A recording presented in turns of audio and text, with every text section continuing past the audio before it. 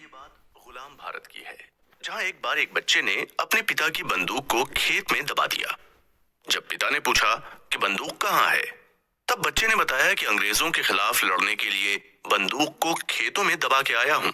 जब कई बंदूकें हो जाएंगी तो उनसे लड़ने में आसानी होगी। कौन था ये वीर जो बंदूक बोता था और कलम से वार करता था, जो कि फ्रीडम फाइटर होने के साथ साथ एक सोशलिस्ट रेवोल्यूशनरी था, जिसका सपना सिर्फ आजादी नहीं, उससे कहीं ज्यादा आगे का था।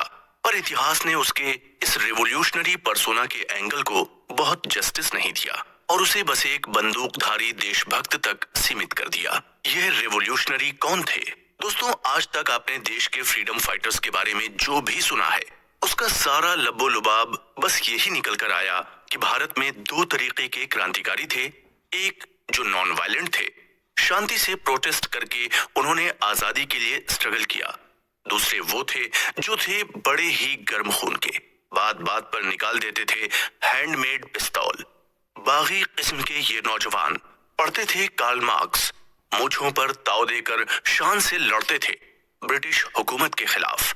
इनके बारे में कहा तो ये जाता है कि ये योद्धा अपनी पिस्टल और बाजुओं पर ज्यादा भरोसा करते थे और शांति से इनका इनकलाब आना जैसे मुमकिन ही नहीं था। लेकिन दोस्तों, अगर मैं आपको ये बताऊं कि गर्म मिजाजी के सबसे बड़े लीडर जिन्होंने दिल्ली असेंबली पर बम गिराया, जिनके ऊपर न जाने कैसे कैसे कॉन्स्पिरेसी के चार्जेस लगते रहे, जो ब्रिटिश हुकूमत के नाक में दम किए हुए थे, जिन्हें पिस्तौल और बम बनाना बखूबी आता था, वो तो असल में सदी के सबसे बड़े इंटेलेक्चुअल्स में से एक थे। सिर्फ हथियार ही नहीं, उन्होंने कलम का जादू भी उतना ही बिखेरा। तो आखिर आज तक ये सच क्यों सामने नहीं आया कि उन्हें पिस्तौल की गोली से ज्यादा विचारों की क्रांति पर भरोसा था?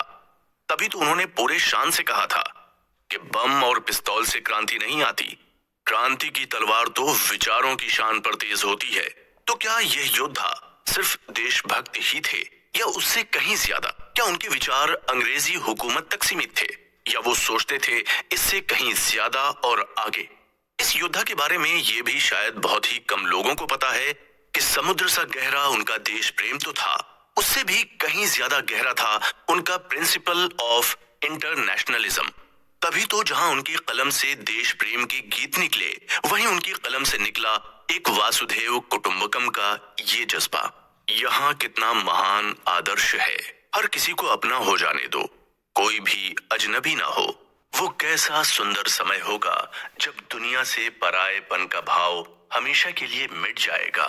वो दिन जब ये आदर्श स्थापित होगा, उस दिन यहाँ कह सकेंगे कि दुनिया ने अपनी ऊंचाई को छू लिया है। इस ऑडियो सीरीज के नायक की हस्ती कुछ ऐसी है कि अपने आखिर के पल में भी ईश्वर को याद किए जाने का कहने पर उनका जवाब था कि पूरी उम्र मैं नास्तिक था, अगर अब मौत से डर कर ईश्वर से शरण मांग ली तो डरपोक कहलाऊंगा। इस नायक ने अपनी जिंदगी में भरपूर किताबें पढ़ी और कई आर्टिकल्स लिखे, पोएट्री लिखी। इनके लाइफ के 3 प्रिंसिपल थे जिस पर वो हमेशा डटे रहे। बचपन से ही तीव्र बुद्धि के यह योद्धा कई बड़ी इंटरनेशनल आइकन से इन्फ्लुएंस्ड थे। समाज और सत्ता को देखने का इनका नजरिया इनके कंटेम्परेरीज से बिल्कुल अलग था।